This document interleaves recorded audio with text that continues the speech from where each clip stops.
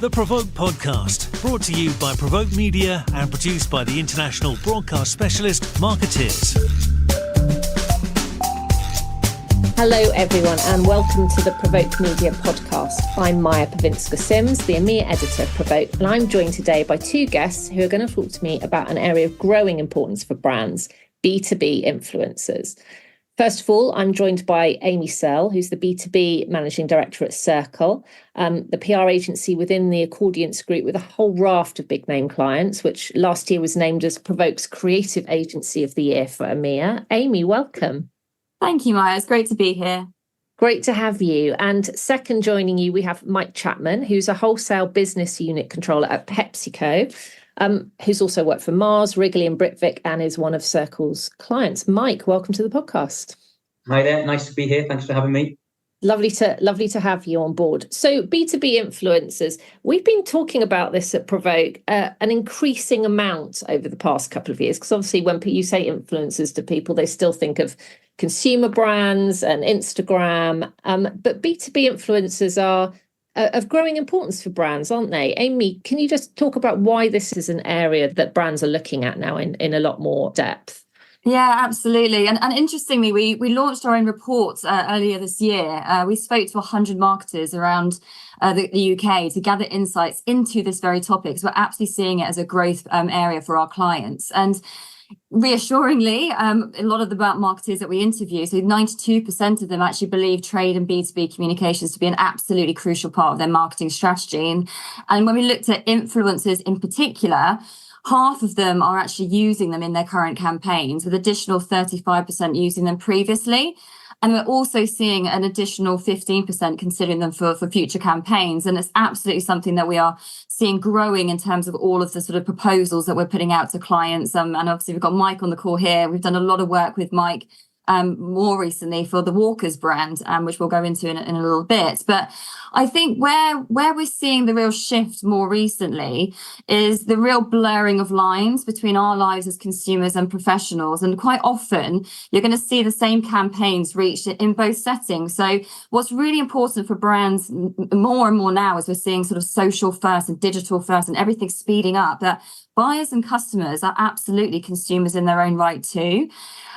So what the research really demonstrates to us is that influencer marketing isn't just a tool for consumer communications at all. And actually, B2B companies, so absolutely true B2B companies, but also consumer brands that are looking to engage via their own B2B audiences are really recognizing the value now. And it's through that authentic recommendation from industry experts, peers, thought leaders, and customers, you can significantly impact both trust, credibility, and also commercial return for your brands and your businesses. Fantastic. I'll put a link to the trading report in the show notes. But were you surprised by any of those findings? I mean, 92% is incredibly high, isn't it? Yeah, I mean, the 92% were actually saying that they are seeing trade and B2B communications as a discipline, as a crucial part of their marketing strategy. That the lower down numbers are sort of the use of influencers. But what's really reassuring is it's actually on the upward trajectory. And as you said, Maya, I mean, that this conversation has been really spearheaded this year. And it's something that we are growing as a service offering for our clients, particularly this year with the launch of Retailer Inner Cirkle. We'll talk about Retailer Inner Circle in a bit, actually. But Mike, for you at PepsiCo, with all the brands you look after, what do you see as the benefit of working with B2B influencers in the broadest sense? Well, I think within the in the area that I work in, which is this wholesale, who obviously we're servicing independent and symbol fascia customers. There's 50,000 of those customers in the UK. It's a disparate world. So it's really important that whilst we will try and engage with as many of those customers as possible by walking through the door, actually being able to, talk to them and do it through advocates who are respected in that community. And relationships are so important in that community as well. But actually, the working collaboratively with influencers helps us reach that kind of number of our customers that otherwise would be difficult to directly talk to. So having those kind of respected, people within that community and working with them is essential in order to effectively engage with that kind of audience. Yeah, and this is also reflected in Circle's Retailer Inner Circle with a K, just very on brand there. Amy, tell me about the Retailer Inner Circle. What is it? How was it born? Yeah, of course. So the idea of Retailer Inner Circle was born out of a number of conversations we've had with convenience store retailers and operators, and also our clients and branded suppliers. And it's been a conversation that's been sort of in the making for many years. It was a true co-creation with convenience store operators and our clients. And it was formed to support our clients in sharing insights, advice, and continuing to cement relationships with the wider convenience retail community. For the retailers that are part of the panel, it gives them the opportunity to really have those direct dialogues with these big brands and FMCG brands across the country. But it also allows them to have sort of first access to products on their shelves. They are also really involved in sort of campaign and product development. And we'll speak about a campaign that we've done with Mike more recently. They were absolutely a part of that journey right from the start. So looking at products before they were even in their new packaging, which is really exciting for customers to feel really valued and a part of that journey with these big brands. It's all about essentially bringing brands and convenience store operators much, much closer together to drive growth. And what's the impact been on that kind of closer relationship that you're forging between brands and those convenience retailers? Yeah, I think for retailers, as I say, it's around that direct link to some of the nation's biggest FMCG brands and allowing brands to use us as their agency partners, extension to their team, to be a really consistent line to those businesses and operators. As Mike mentioned, we're talking about long-term relationship building here, and it's really important that they feel that consistency. And also they're having access to those biggest launches across the market, world-class shopper marketing assets as part of that. And ultimately, we're helping those retailers to drive bigger baskets and footfall to their own stores by giving them access to new products and to beautiful shopper suites and social assets. They're then reaching their own customers. So yes, we're talking about B2B influencers, but we're actually impacting all the way through to consumers and driving sales off shelf too. And then for clients, it's giving them that direct link to some of the best retailers across the nation. I mean, some of these retailers, their social following is insane. There's some retailers who are on TikTok with 2.8 million followers. So, if we can tap into that on behalf of brands, we're not only generating a long-standing relationship between brand and retailer, we're also doing that effect for their own customers too. And then for us as an agency, I say about win-win-win, for us as an agency, it allows us to really connect the dots between PR, marketing and commercial outcomes. So giving us that robust execution for all parties and integrating it into the entire campaign development, and also authenticity. So as if we're going to be connecting brands in that way, everyone's, it's a relationship built on trust. And we're giving those retailers the creative license to push out their own content on behalf of the brand in their own way. And what's remarkable about the Inner Circle is there's a real friendly rivalry between all of the retailers in terms of creating who can make the biggest sort of splash across social, who's got the most creative content that's going out on their own channel. So it's been a lot of fun in the making. And what's the feedback you get from the brands who are involved in talking to that panel? Yeah, I mean, I'd love to get Mike's view on this as well, but it's been a phenomenal success. So we launched it at the end of last year. We started quite contained with the retailers within the group. We are now expanding that even bigger. We've done a few campaigns for Maryland cookies off the back of the success that we've seen earlier in the year. And Britvic is another one that we're activating with at this moment in time. And also from, broader brands who are sort of outside of our clients' roster, we're absolutely opening new conversations. So it's really going from strength to strength.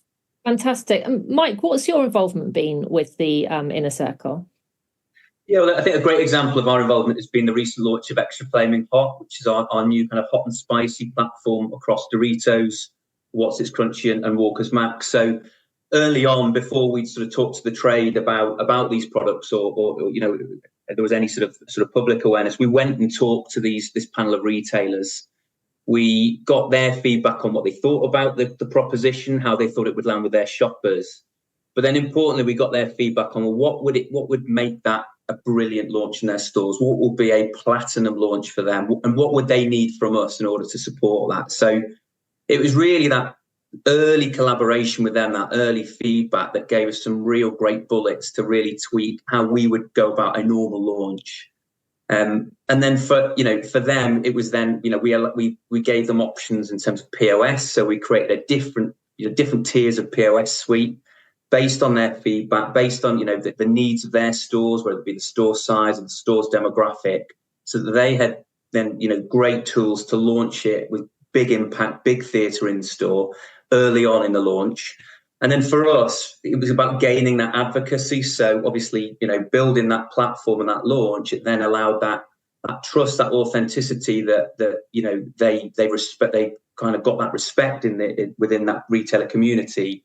Very quickly, we saw huge early distribution gains and excitement for the product across their peers, across that retail community.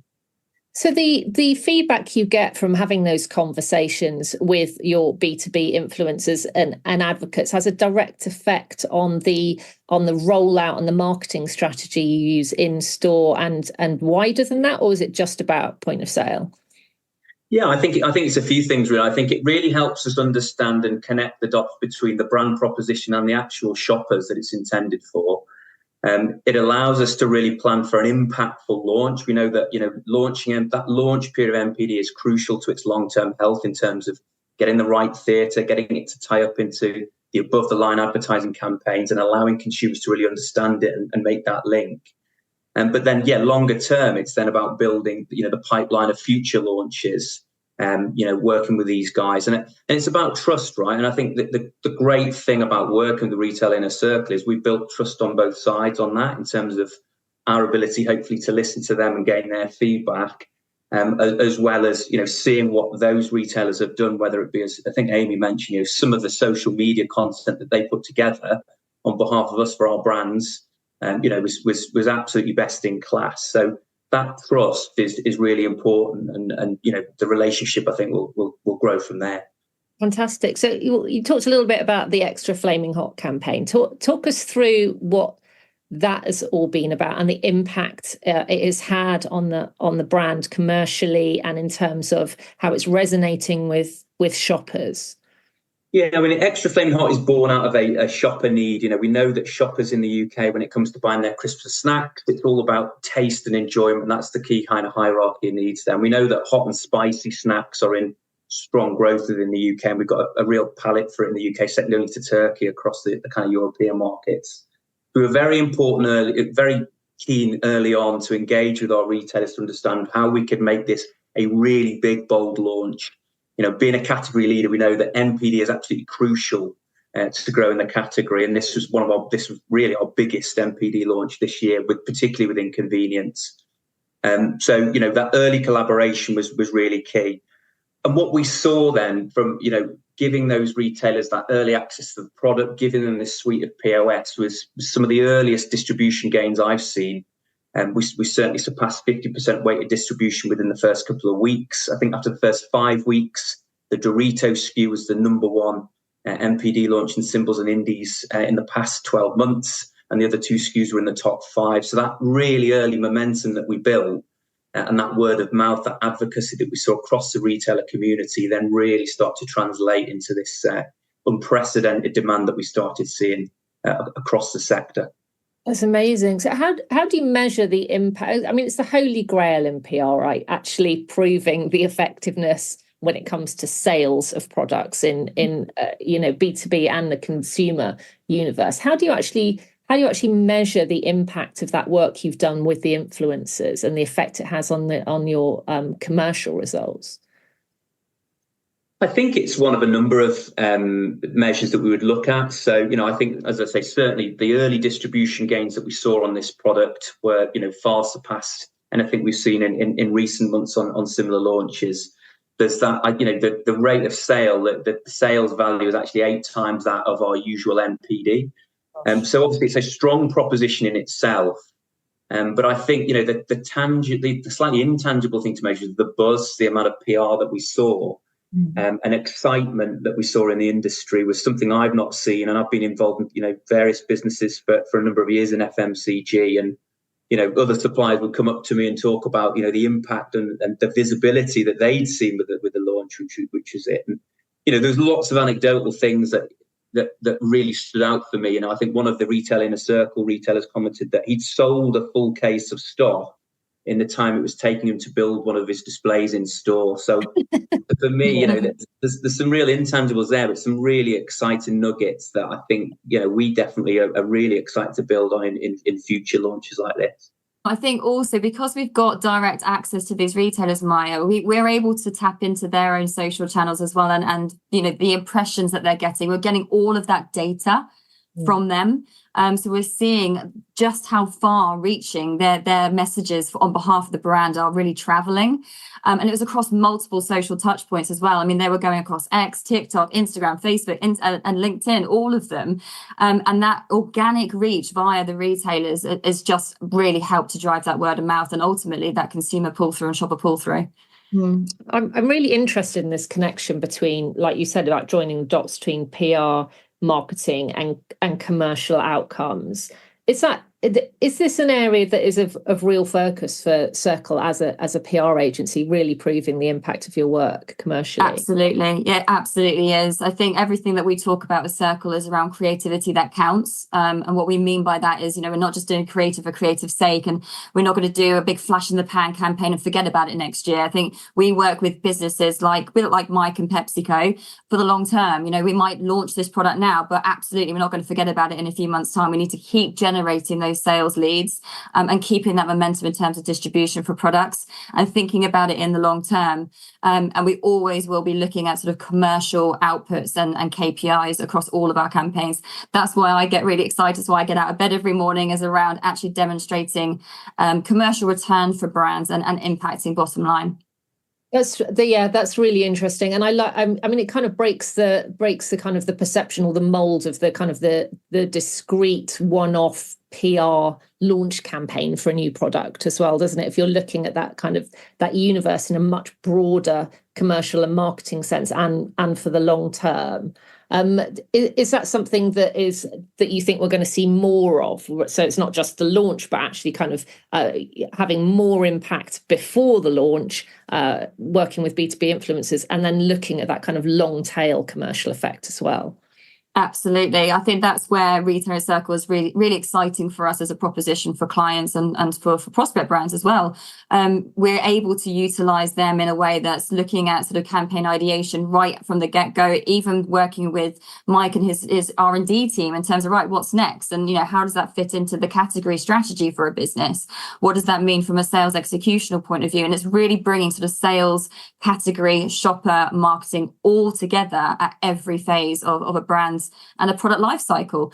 And we always, as I mentioned, we always look at sort of a 2-year plan for a launch of a product.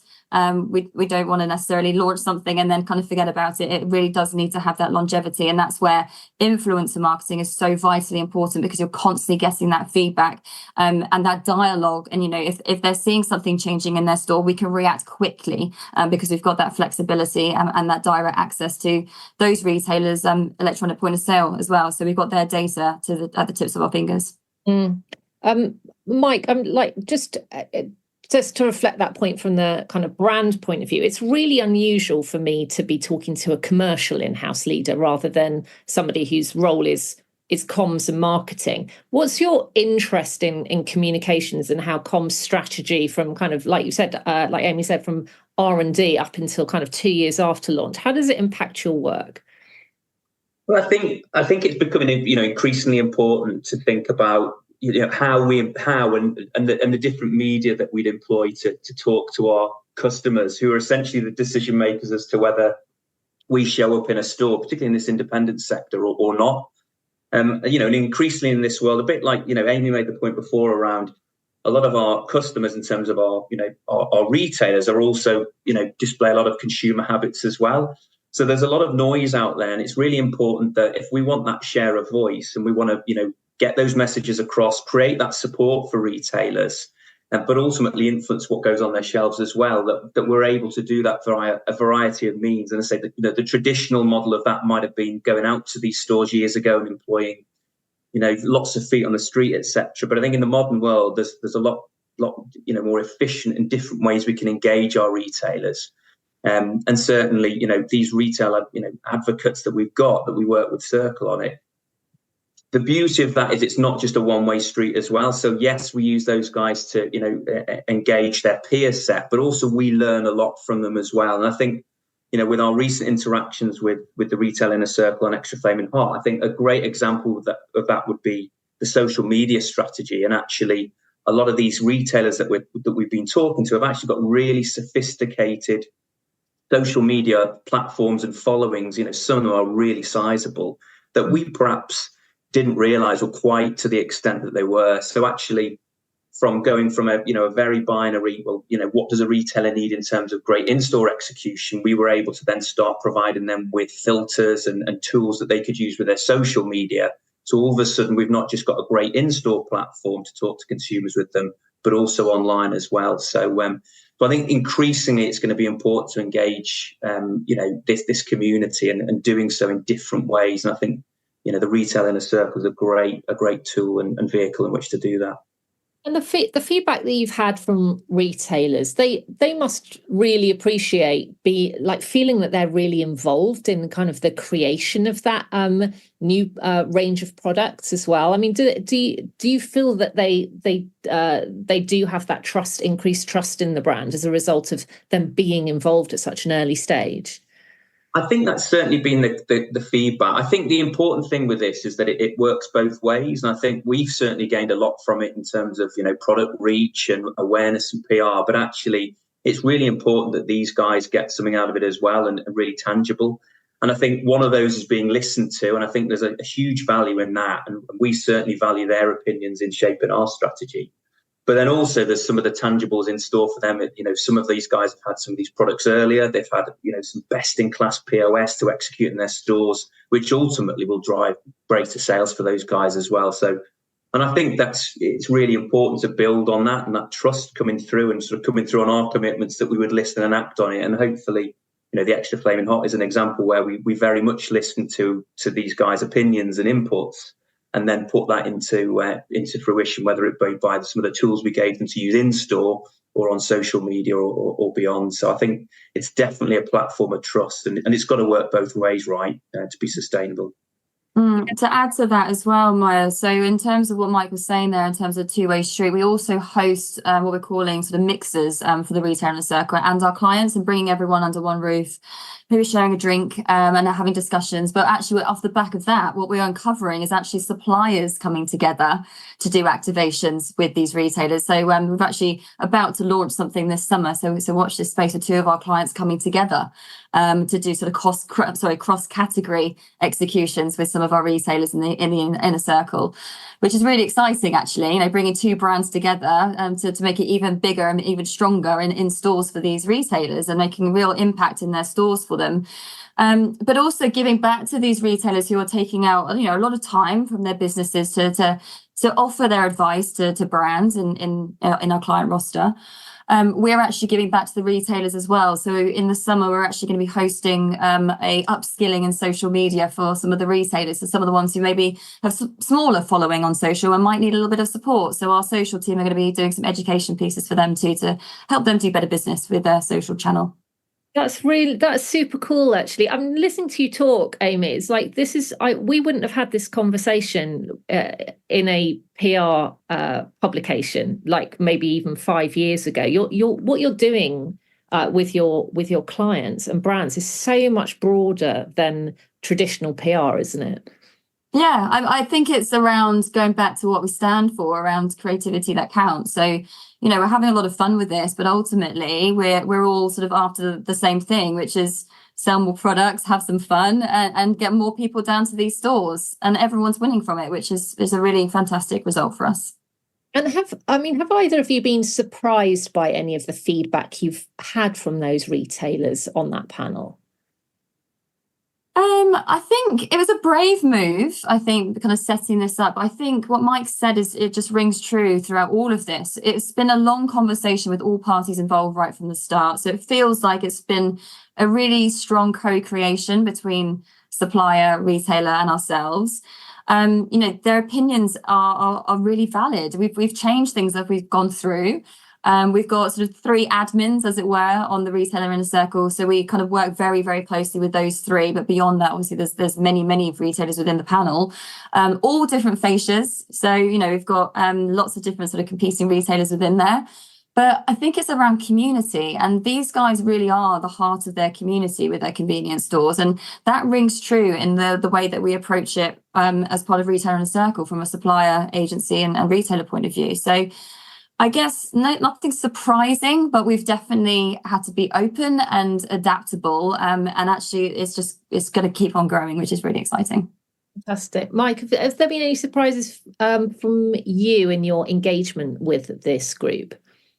I think what it's reinforced to me is the importance of talking to retailers and really understanding them. And I certainly come out of those sessions that I've had with the Retailer Inner Circle, having learned so much. And, I might spend an hour with them. I'll learn so much more in that hour than I might have done looking at, reams and reams of insight reports about what the market does, etc. So it really allows us as suppliers to really understand the challenges of the sector, but also to sort of feed off some of the creativity that we see and the entrepreneurial ship that we see in that sector, which is standout. And that isn't a surprise for me, but I think spending time with those guys just helps us shape our plans to be far more meaningful than if we just relied on the data and the insights that we see day to day. So for me, it just cements that importance of that dialogue, and relationships are key, right? And when it comes to convenience, wholesale convenience sector and retailing, in this independent sphere, relationships are key. But in order to build those relationships, you've got to listen, and that's what I find so invaluable, I think, as part of this relationship with the Retailer Inner Circle. Yeah, it's fantastic. I mean, like you said, it's like you've both said, it's very much a dialogue, isn't it? Learning from each other, supporting each other and it's a complete win-win at the end of the day. Absolutely. Yeah, from agency point of view too, in terms of that, demonstrating ROI for our clients, having that sort of tangible commercial outcome at the back of what we're doing with these guys and girls is a real added value for us to be able to take that back to client businesses for future campaigns too. And Amy, just in conclusion, how are you hoping that your work with B2B influencers across your client portfolio is going to increase? Where do you think we're going to be in a couple of years from now? Yeah, so it's interesting. We're talking very much about Retailer Inner Circle today, because obviously it's very relevant to PepsiCo and what we've been doing with Mike. We have been doing a lot in this space already. So yes, we've been working with Dulux with their heritage range, which is their premium range of paints. And what we did is we worked with a group of painters and decorators to really showcase the brand in a new light. It was absolutely competing with some of the biggest brands out there at the time. And off the back of the work that we did with those guys, we actually drove nearly 100% sales increase year on year for that brand, which was absolutely phenomenal. And being able to directly link that back to a campaign and the work that we're doing with these B2B influencers, it just seems amiss not to be looking at sort of different sectors and growing our inner circle for futures to come. So yes, watch this space, because Inner Circle will absolutely be looking at sort of broader sectors in the future. We're also about to kick off a campaign for Britvic in the hospitality space. So working with sort of bartenders and pubs and bars. So really exciting. So yeah, watch this space. Okay, looking forward to that. And Mike, do you anticipate that you'll, now you've started using B2B influencers and advocates and have seen the effects on your brand? Is this going to be a core part of kind of commercial and marketing strategy going forward for PepsiCo? I think it will, particularly in the convenience sector that I'm responsible in. We're very clear that we want to drive growth into this sector. New products are very key to that, as are kind of our core products and core messaging. So we'll be definitely investing in that kind of program, as part of this. And then going forward, we've got to focus on driving healthier choices out there with our consumers. We've got a full sustainability platform. So there's lots of headspace for this to really grow and be a real fruitful relationship, I think, in the future between all parties. So yeah, very exciting. Great stuff. Well, Amy, Mike, thank you so much for joining me. It does very much sound like B2B influence are the secret spicy sauce, if you like, of the marketing world now. So I'm really looking forward to seeing how this pans out for you both. Mike, Amy, thank you so much. Thank you, Maja. Really appreciate it.